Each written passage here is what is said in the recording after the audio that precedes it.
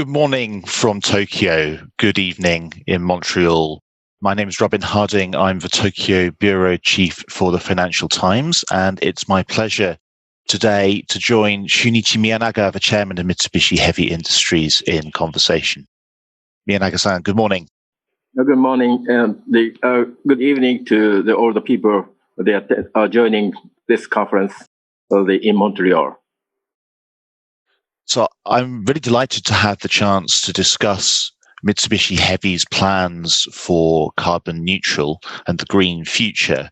For those who don't know, Mitsubishi Heavy is an amazing company. It covers everything from space rockets to car turbochargers, power turbines, wind turbines, you name it. If it's exciting and mechanical, then Mitsubishi Heavy are likely to make it. But that also includes big challenges when it comes to decarbonization and going green. Now, as was mentioned in the introduction, Japan has recently adopted a carbon neutral target for 2050. That's a big, big change for Japan. Miyanaga-san, could you maybe put that in context for us? What does that mean for Japan? What's the national goal here? Yes, I'd like to at first say the Prime Minister Suga clearly directed where we, Japanese society, should move toward in respect of climate and environment issues, and to reach the carbon neutral by 2050. With this clear direction and announcement, the public sectors, including the government and the private sectors, will focus on how to achieve this goal as efficiently and as smoothly as possible. We, Mitsubishi Heavy Industries Group, we will accelerate our actions towards carbon neutral both in line with the Paris Agreement and the Japanese government pledge.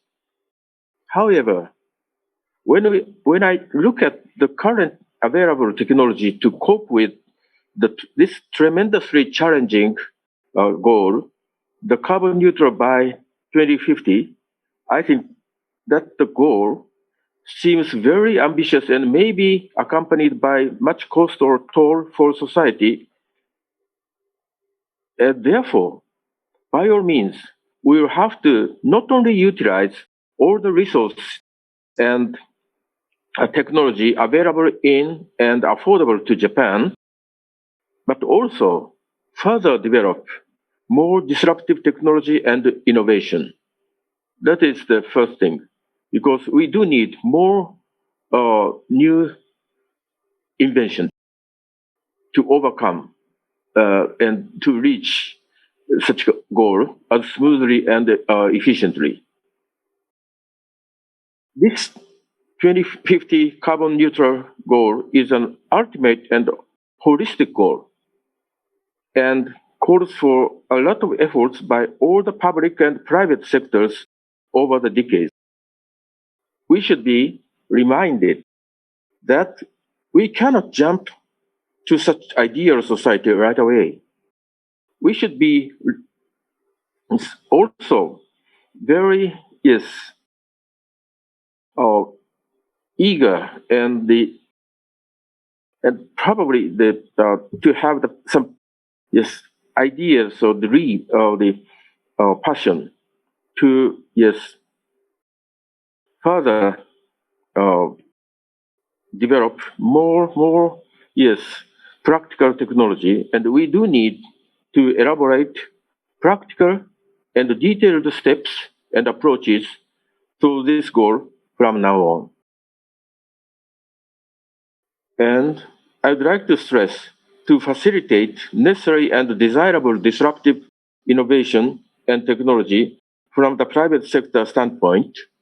I think public-private coalition is critically important, and policy support from the government, including incentives for technological development and the implementation and the promotion of investment for carbon neutral, are also very helpful. Someone said that there is a kind of trade-off between pursuing environment and economy. I think differently, that securing environment activities can cohabit with seeking economic growth. Or we can get along with such kind of a little bit differently, but I think we should find some synergy between such kind of technological challenges. There is a good example. The European Union has already been promoting the such kind of incentives. That is very important, and I think it's a kind of the pandemic or the COVID-19 or the countermeasures coupled with I think the climate change challenging technologies, and the incentives are a pretty huge amount. And this is what we would like to pursue. Fantastic. And, Oh, sorry. okay. Oh, can I? Please carry on. Okay. And the MHA group is going to, yes. I think, excuse me, the pandemic-derived countermeasure, and I think probably the European Union incentives and some the combined packages for the COVID-19 countermeasures and the climate change incentives is a very good example and effective. And I think we would like to follow that kind of way. Of course, in in accordance with some local specific particular the specifications and some specific needs and conditions. That is what I think. This is for the time being what we hear about the current situation where the Mr.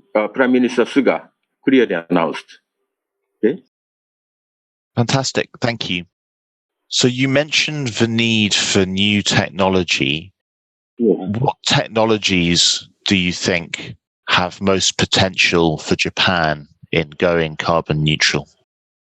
Yes, that is what I would like to also stress. As there is no single and the comprehensive pathway to reach the carbon neutral society, MHI group is taking multiple approaches. These approaches include the decarbonization of thermal power generation, realization of hydrogen society, utilization of nuclear power, and the decarbonization of the industry sector, and carbon capture and the storage and utilization, and then the recycling and digitization to pursue the more efficiency. And also, I'd like to, yes, say the society by large should move toward electrification wherever it is possible. And combined with this electrification movement, the power sector needs to pursue lower or net zero carbon dioxide emission. In this respect, MHI Group has been working very hard to realize decarbonization of thermal power generation utilizing technologies such as high temperature gas turbine combined cycle, or high temperature gas turbine combined cycle, ammonium and biomass co-combustion boiler, combining gas power plant with carbon dioxide capture. utilization and storage, and fuel cell and development of hydrogen gas turbine. Furthermore, combining these technologies with AI technology, artificial intelligence is very important. We can maximize overall system energy efficiency of thermal power generation as well. As the share of renewable energy increases, more stable and flexible power source is required. That is another point. To adjust fluctuation of renewable energy generation. Thermal power generation is inexpensive and practically optimal as backup to support this fluctuation. So we apply our CCUS technology to decarbonize thermal power generation and support growth of renewable energy use. And I would like to also add MHI Group has been proactively taking necessary actions to realize a hydrogen society. We have been, uh, yes, we have become now, and to provide with a gas turbine to co-fire hydrogen together with natural gas already, and recently received an order in the state of Utah, uh, in the United States, uh, with a plan to convert to 100% hydrogen-fired gas turbine in the future. For a hydrogen society, not only such technology to use hydrogen, but also the entire hydrogen value chain needs to be established. It is the another factor we do need to be reminded. MHI Group is going to establish the hydrogen value chain together with partners in the world with same ambition. For Japan, nuclear power generation is really a necessary and important source of low carbon based energy, baseload energy.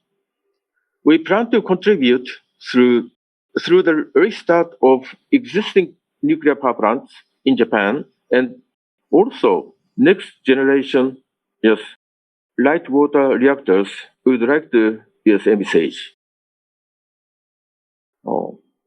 For industries which cannot be electrified, this is another problem. We'll provide solutions including hydrogen reduction steelmaking.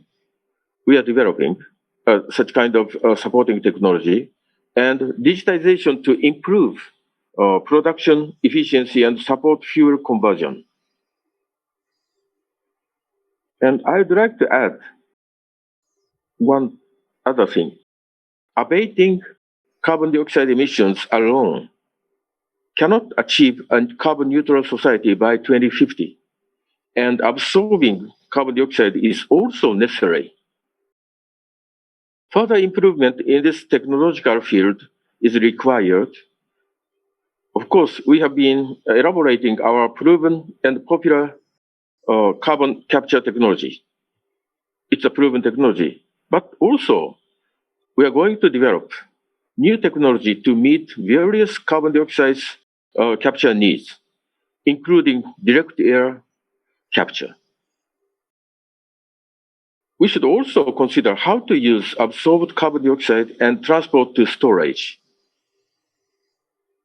MHI Group will promote carbon recycling for methanol, the plastics, and so on, and solutions to transport the carbon dioxide for some of the storage, the offshore and other places, appropriate places. Finally, on top of such developments, we are developing ammonium fueled ships and hydrogen and ammonium carrier ships, electrified or fuel cell forklifts, and other machinery technology to support such kind of approach to the carbon neutral by 2050. MHI groups, we are committed to continue to build innovative value chain to realize a carbon neutral society by 2050. Fantastic. Thank you. So let me ask a little bit more about hydrogen. Yes. You mentioned hydrogen combustion in existing power plants. Yes. What do you think the role is for hydrogen in Japan in particular? Because Japan is putting a very large bet on hydrogen, I think, relative to other countries, and hydrogen development in Japan is particularly advanced. So what role do you see for hydrogen in decarbonizing Japan, and where will that hydrogen come from? Oh, the hydrogen, yes. Oh, the currently the small amount of hydrogen is of course comes from some pure one comes from the electrolysis, but a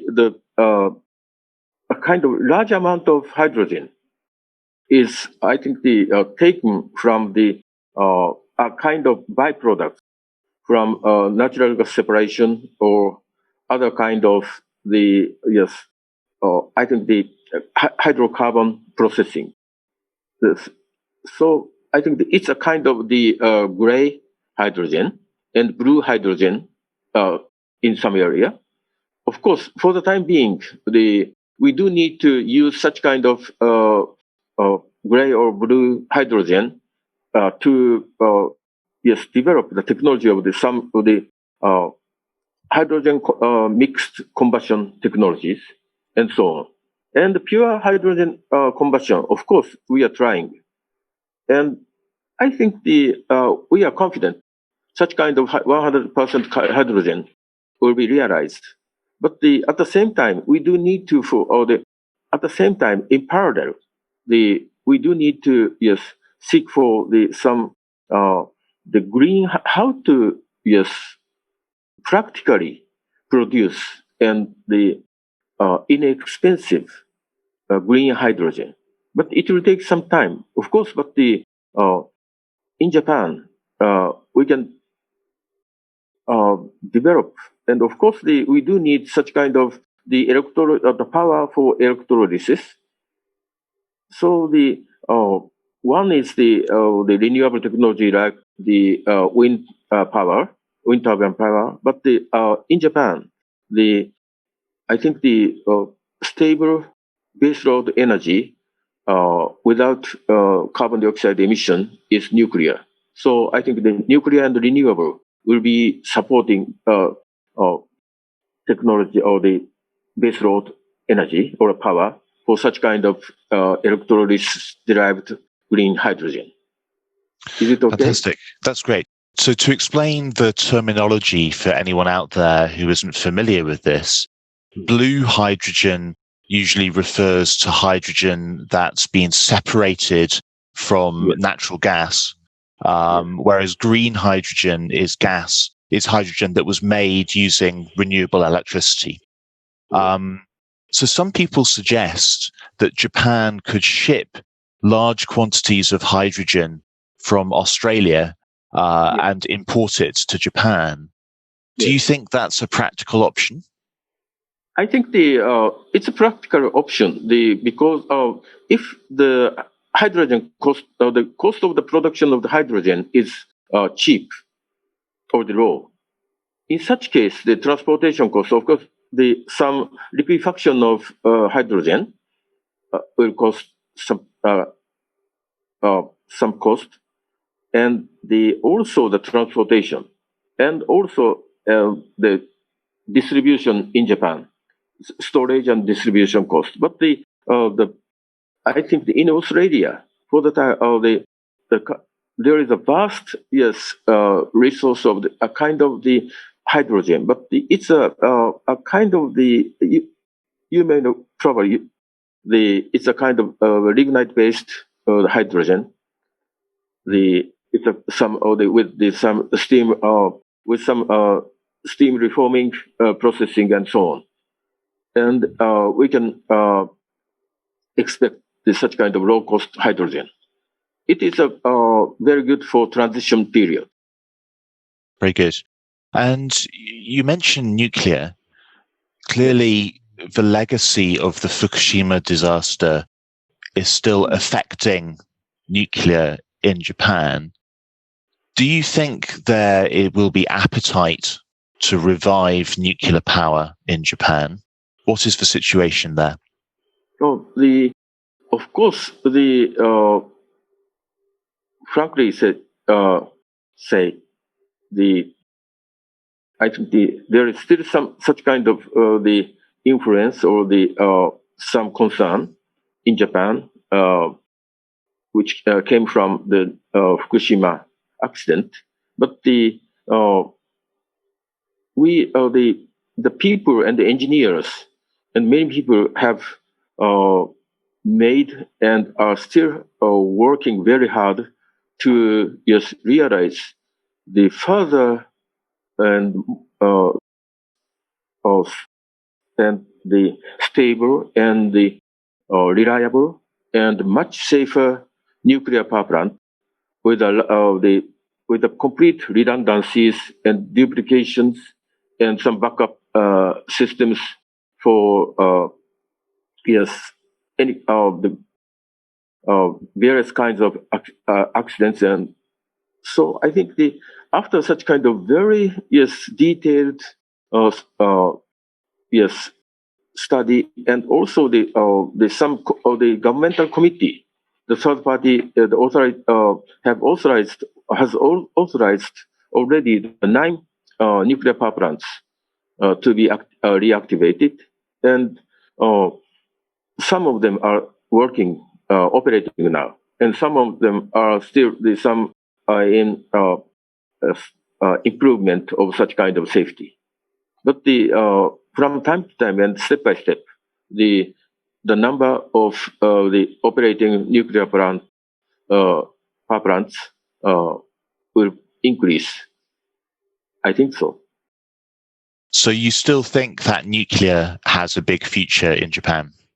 Yes, I think the other baseload and clean electrical power technology of the power source.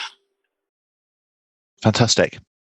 So we're talking about going carbon neutral. MHI has many businesses which are still in traditional carbon using sectors of technology, like steam turbines. How do you plan to manage those businesses in the future as you make this transition to carbon neutral? Yes. So as I've just mentioned, I think the total number of the thermal power plant, especially the coal-fired plant, will decrease drastically. Of course, the old and conventional one, but the very efficient ultra supercritical yes boiler based coal fire plant, or the integrated coal gasification combined cycle plant. Such kind of new technologies will be, I think, operating for quite a decades. But I think with some carbon capture systems in the future to be added, and carbon utilization to be accommodated by doing so. And such kind of some gas firing and coal firing thermal plant, the step by step, such kind of CCUS technology will be applied. By doing so, as a base load, and to support the renewable energies fluctuation, we can expect a very smooth and a kind of flexible power system for the society. Fantastic.